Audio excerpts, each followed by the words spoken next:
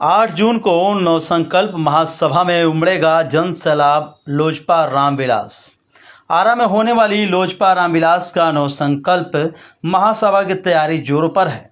आरा परिषद में कार्यक्रम की तैयारी का जायजा लेने पहुंचे कार्यक्रम प्रभारी डॉक्टर अभिषेक सिंह ने जिले के पार्टी पदाधिकारियों से विस्तृत जानकारी ली तथा प्रेस वार्ता के दरमियान कार्यक्रम प्रभारी डॉक्टर अभिषेक ने मीडिया को बताया कि पार्टी के राष्ट्रीय अध्यक्ष केंद्रीय मंत्री चिराग पासवान 8 जून को आरा के रमना मैदान स्थित खेल के मैदान में आएंगे तथा पार्टी द्वारा आयोजित नव संकल्प महासभा कार्यक्रम को संबोधित करेंगे। जो मीडिया है, आप लोगों की भूमिका बड़ी महत्वपूर्ण भूमिका समाज के अंदर सदा रहती है, जिसका निर्वाह आप लोग करते हैं। तो सबसे पहले तो आप सबों का अभिनंदन करता हूं, स्वागत करता हूं। और मुझे आने में थोड़ी देरी हुई क्योंकि सड़क जाम के कारण थोड़ा समय लग गया। सबसे पहले आप लोगों का मैं स्वागत और अभिनंदन करता हूं आज की प्रेस वार्ता में। और जैसा आप सबों को मालूम है, आगामी 8 तारीख को एक ऐतिहासिक रैली आहूत की गई है। यहाँ आरा में पूरे शाहबाद के लोग वहाँ पे आने वाले हैं और इस रैली के द्वारा, इस रैली के माध्यम से हम लोग शंखनाद करने वाले हैं कि एक मजबूत घटक राष्ट्रीय जनतांत्रिक गठबंधन के रूप में लोक जनशक्ति पार्टी रामविलास अपने राष्ट्रीय अध्यक्ष श्री चिराग पासवान जी के नेतृत्व में कैसे मजबूती के साथ आगामी विधानसभा चुनाव की तैयारी में लगे और कैसे हम लोग आगामी विधानसभा चुनाव में जो हमारा स्ट्राइक रेट पूर्व का रहा है 100%, कैसे उसको कायम करें, इसी दिशा में हम लोगों ने इस रैली को आहूत किया है। अब मैं आप लोगों से अपील करूंगा, निवेदन करूंगा कि यदि आप लोगों को कुछ जानना हो, पूछना हो तो आप लोगों का स्वागत है। आप लोग अपने प्रश्न रख सकते हैं।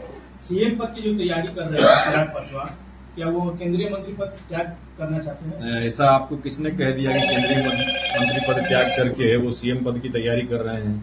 ऐसा मेरे नेता ने, राष्ट्रीय अध्यक्ष ने ऐसा कहा है क्या कि मैं मंत्री पद त्याग करके और आकर के यहाँ मुख्यमंत्री पद की तैयारी कर रहा हूँ? ऐसा तो उन्होंने नहीं कहा है। लेकिन हर एक कार्यकर्ता लोक जनशक्ति पार्टी का, और न केवल लोक जनशक्ति पार्टी रामविलास का कार्यकर्ता, बल्कि आम जनमानस जो है बिहार का, उसके मन में ये आस जरूर है कि भविष्य के नेता के रूप में, भविष्य में प्रांत का, सूबे का, प्रदेश का नेतृत्व माननीय मंत्री, केंद्रीय मंत्री, हमारे राष्ट्रीय अध्यक्ष श्री चिराग पासवान करें। जहां तक आगामी विधानसभा चुनाव की बात है, मेरे नेता ने भी ये स्पष्ट कर दिया है, कहीं किसी को कोई संदेह नहीं होना चाहिए और किसी प्रकार की अलगाववादी बात करके गठबंधन को कमजोर करने का कोई षड्यंत्र नहीं होना चाहिए।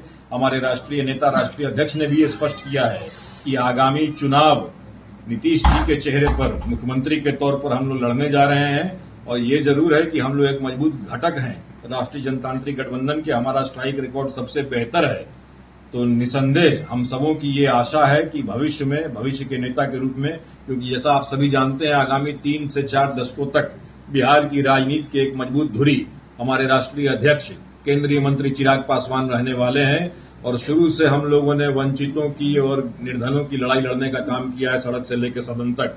और हर एक व्यक्ति, वो चाहे राष्ट्रीय जनतांत्रिक गठबंधन का वोटर हो या न हो, सबके मन में ये आशा है, सबके मन में ये आस है कि किसी न किसी दिन हम लोग उनको बिहार का नेतृत्व करते हुए देखें। और स्वाभाविक है कि जितने हमारे कार्यकर्ता हैं, हमारे दल से जुड़े लोग हैं, वो जरूर चाह रहे हैं। चिराग पासवान हर मान से कहते हैं सीएम पद की वैकेंसी नहीं है, तो क्या चिराग सीएम बनना चाहते हैं? कि चिराग जी तो अपनी बात कहते हैं, चिराग जी हुए भविष्य के नेता के रूप में कैसे हम लोग चिराग जी को आगे लाएं, और वो आ चुके हैं।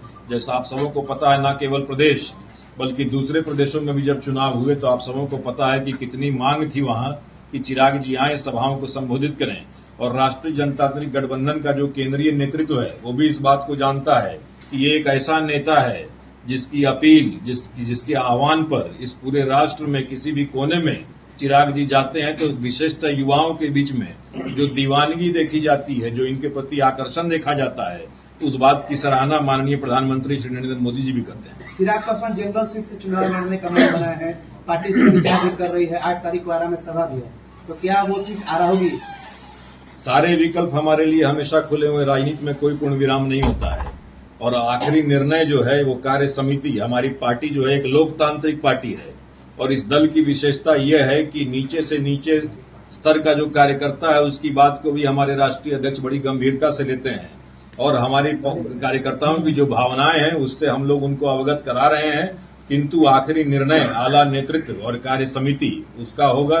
किस सीट से लड़ेंगे, कब लड़ेंगे, कहां लड़ेंगे, इस पर मैं कोई स्पष्टीकरण अभी देने की स्थिति में नहीं हूं। कहा जा रहा है कि जो आपकी पार्टी है वो 30 सीटों के लेकर दबाव बना रही है एनडीए को। ये प्रेशर पॉलिटिक्स तो नहीं कि विधानसभा चुनाव लड़ेंगे। देखिए, एक बात तो आप लोग जान जाएं कि राजनीति में स्वाभाविक है कि हर दल, हर पार्टी चाहेगी कि अधिक से अधिक सीटों पर हमारी दावेदारी हो।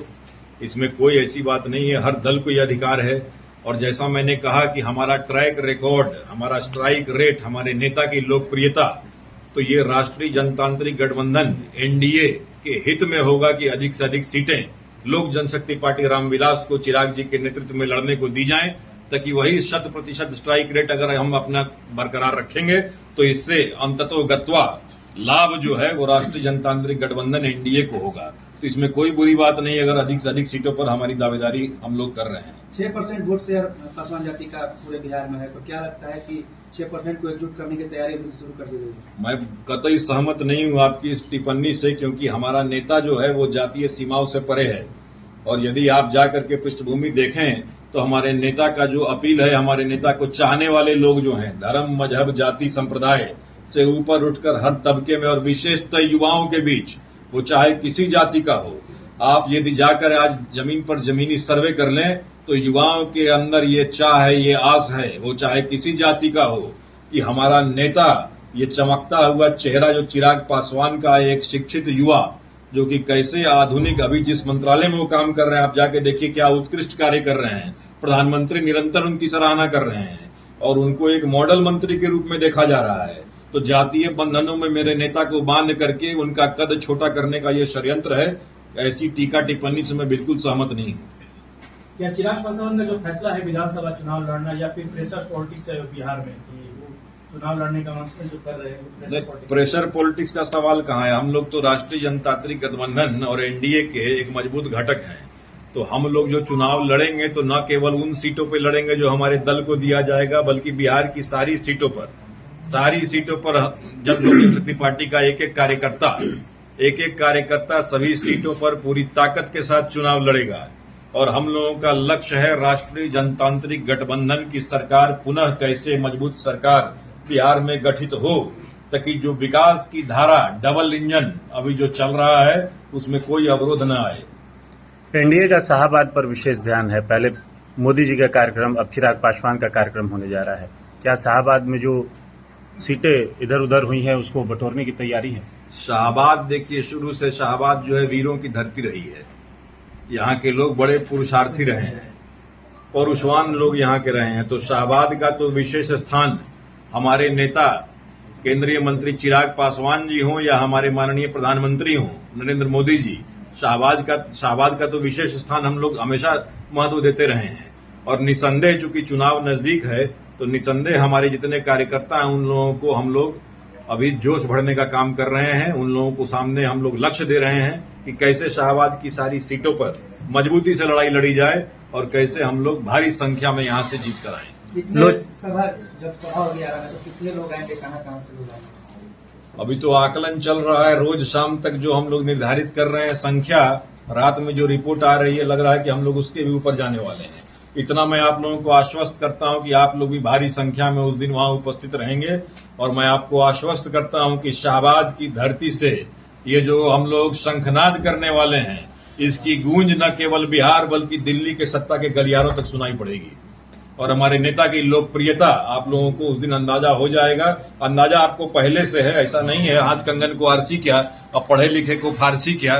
तो आप लोगों को पहले से ये ज्ञात है कि हमारे नेता की लोकप्रियता कितनी है, किंतु उसी बात को पुनः हम लोग दर्शाने का प्रयास करेंगे।